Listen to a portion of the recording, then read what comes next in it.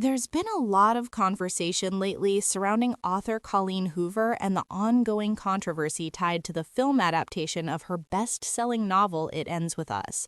Between public feuds, lawsuits, and shifting statements in interviews, the situation has turned into something much bigger than just a book becoming a movie. Court case all around it and a lot of speculation. It is, but it's getting easier to separate it because I do look at the success of it. Like opening week, we just were all so shocked at how much readers showed up for it and how well it did and how much it resonated. Like I am so proud of that movie. I think the actors, the director, everyone did such a good job making it that, I have to look at everything else separate from the film, from the book. What started as a hugely successful adaptation has slowly evolved into a complicated story about Hollywood drama, reputation management, and the unpredictable business of turning viral novels into films.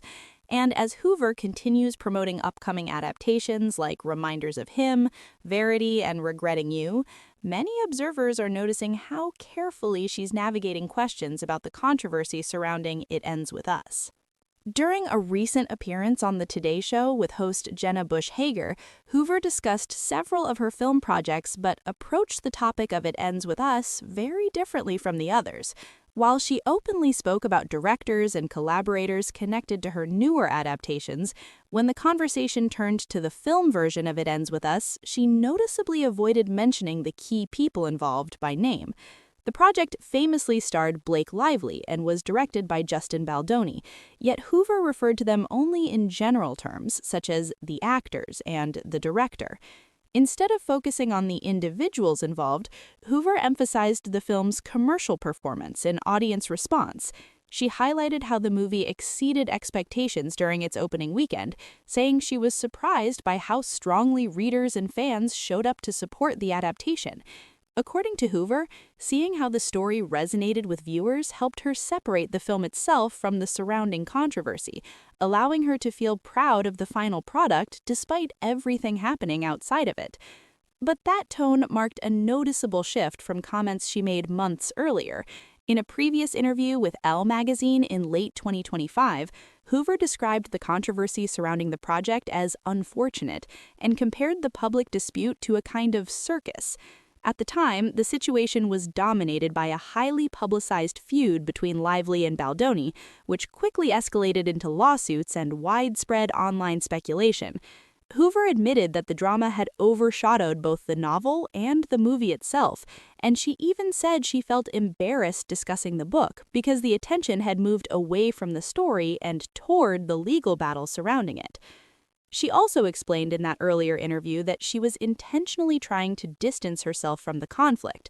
Rather than publicly commenting on the dispute or taking sides, Hoover preferred to stay removed from the negativity and avoid adding to the back and forth that had taken over the conversation around the film. That approach, however, has drawn criticism from some observers who believe she played a larger role behind the scenes than her public statements suggest. As more legal documents connected to the dispute became public, the controversy only became more complicated. Reports described private messages and disagreements among the people involved in the film's production, adding another layer to an already messy situation. For critics of Hoover's response, the issue isn't just that the author avoided discussing the conflict, it's that her current statements appear to contrast sharply with what she said earlier about the book and the movie. Now, in more recent interviews, Hoover has taken a noticeably different position.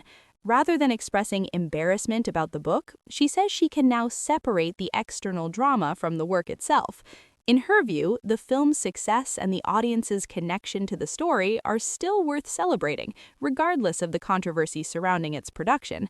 And while she continues to avoid directly addressing the feud between Lively and Baldoni, her focus has shifted toward the broader impact the story has had on readers and viewers. That careful shift in tone reveals how delicate the situation remains. Hoover is still actively promoting several upcoming adaptations of her novels, and the success of those projects could shape the next stage of her career in Hollywood. For now, though, the conversation around It Ends With Us continues to linger, raising questions not just about the conflict itself, but also about how much the surrounding drama might affect the future of Hoover's rapidly expanding film portfolio. While the controversy surrounding It Ends With Us continues to attract attention, another revealing moment came when Colleen Hoover was asked about the future of her work in Hollywood. Considering how quickly several of her novels moved into development after exploding in popularity online, many expected a long list of upcoming adaptations. Instead, Hoover gave a surprisingly simple answer. At the moment, there are no additional film projects based on her books currently in development beyond the ones already announced. That statement raised eyebrows because Hoover's rise in the film industry happened extremely quickly. When her novels went viral across Book Talk around 2022, major studios rushed to acquire adaptation rights to several of her most popular titles. In a short period of time, multiple films entered development at once. It Ends With Us moved forward with Sony Pictures. The adaptation of Regretting You landed with Paramount Pictures. Reminders of Him became a project at Universal Pictures. And Verity eventually moved into development through Amazon MGM Studios. That kind of rapid expansion is unusual for a single author, especially when each adaptation is handled by a different studio. In most cases, Hollywood prefers to keep successful literary adaptations within the same studio system so that a recognizable brand can form around the author's work. For example, films based on novels by Nicholas Sparks were largely produced through consistent partnerships with studios like Lionsgate and Warner Bros. This helped create a clear identity for Sparks-style romantic dramas and made the adaptations feel connected even though the stories themselves were standalone. By contrast, Hoover's adaptations are scattered across multiple companies, each with its own executives, budgets, marketing strategies, and creative direction. When different studios control separate projects from the same author, the films can end up feeling disconnected from each other, which makes it harder to build a consistent brand for audiences. Hollywood typically avoids this kind of fragmentation when possible. Looking at other successful book franchises highlights how unusual this situation is. The Harry Potter series, based on novels by J.K. Rowling, remained almost entirely under the umbrella of Warner Bros. Similarly, the Hunger Games films, adapted from books by Suzanne Collins, were produced through Lionsgate, allowing the studio to build a unified franchise identity. Even authors whose books are not part of a single series often work with consistent studio partners through first look deals, where one studio gets priority access to future adaptations. Hoover, however, does not appear to have that kind of arrangement. Each of her films exists as a separate deal with a separate company, and that creates a situation where there's no single studio guiding the long-term direction of her brand in Hollywood. Financial performance may also play a role in shaping the industry's enthusiasm for future adaptations. The film version of It Ends With Us became a massive commercial success when it debuted in 2024. Made with a reported production budget of around $30 million, the movie went on to earn roughly $350 million worldwide at the box office, making it one of the most profitable romantic dramas in years. But the follow-up adaptation told a very different story. When Regretting You arrived in theaters the following year with a similar $30 million budget, its worldwide box office total reportedly landed around $90 million. That meant the second film earned roughly 74% less than the first, a dramatic drop that likely caught the attention of studios watching Hoover's transition from best-selling author to film brand. In Hollywood, sharp declines like that can quickly change how studios evaluate future projects. A breakout hit can sometimes be viewed as an anomaly, rather than proof that an author's entire catalog will translate successfully to film. Executives start asking whether the first success came from a perfect storm of marketing, timing, and cultural momentum, rather than a consistent formula that can be repeated. When studios start questioning that formula, development plans often slow down, and that appears to be exactly where Hoover's film career currently stands. Several adaptations already completed or on the way, but no new projects moving forward, at least for now. To understand why studios might be approaching future adaptations more cautiously, it helps to look at how other authors' books have performed when they transitioned to film. In Hollywood, consistency matters almost as much as success. A single blockbuster can open doors, but studios usually want to see repeated performance before committing to a long-term relationship with an author's catalog. Franchise series often demonstrate this pattern most clearly. When Twilight debuted in 2008, the adaptation of Stephenie Meyer's novel earned roughly $393 million worldwide. Its sequel, The Twilight Saga: New Moon, released just a year later and expanded dramatically to around $709 million globally.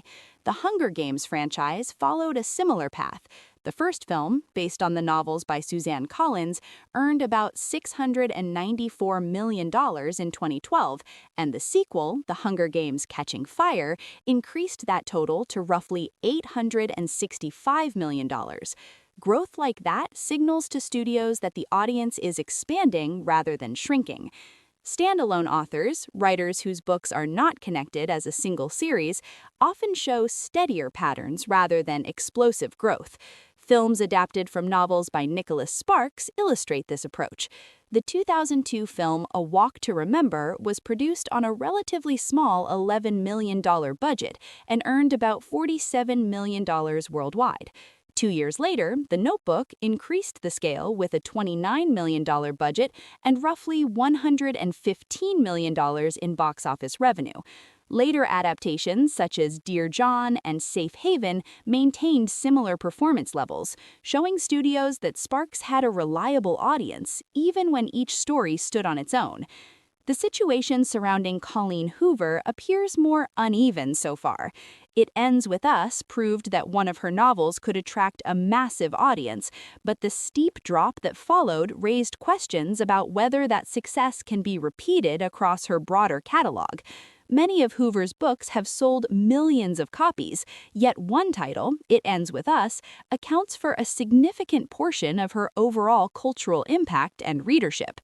There are also additional factors affecting the upcoming adaptations. The film version of Reminders of Him, for example, shifted its release date from February to mid-March after another romantic drama, Wuthering Heights, arrived in theaters and quickly generated strong box office results. Rather than compete directly with a film targeting the same audience, the studio moved the release into the spring break window, hoping the change would give the movie a clearer path to viewers. At the same time, the entertainment landscape that originally helped Hoover rise to prominence is evolving. Book Talk, the TikTok community that played a major role in turning her novels into viral bestsellers, moves quickly from trend to trend. New authors are constantly emerging, and several of them are now seeing their own books adapted for film. Projects connected to writers such as Ali Hazelwood are beginning to appear in Hollywood development pipelines, which means Hoover's work is no longer the only Book Talk phenomenon attracting studio attention. Another project drawing curiosity is the adaptation of Verity, which stars Anne Hathaway. Although filming wrapped earlier, the movie is scheduled for a later release window, partly because Hathaway already has several major films arriving within a short time frame. When a single actor appears in multiple projects close together, studios sometimes stagger release dates to avoid audience fatigue and give each film a better chance to stand out. All of these factors, box office performance, shifting audience trends, competition from other adaptations, and scheduling decisions, illustrate how complex the transition from best-selling author to reliable Hollywood brand can be. Hoover's novels have clearly demonstrated enormous popularity with readers, but turning that popularity into a long-term film franchise requires consistent results and strong partnerships with studios. For now, Hoover continues promoting the projects already on the horizon while maintaining some distance from the controversy that surrounded It Ends With Us. Whether her future in Hollywood expands further or slows down will likely depend on how the next round of adaptations performs and whether studios remain confident that her stories can keep drawing audiences to theaters.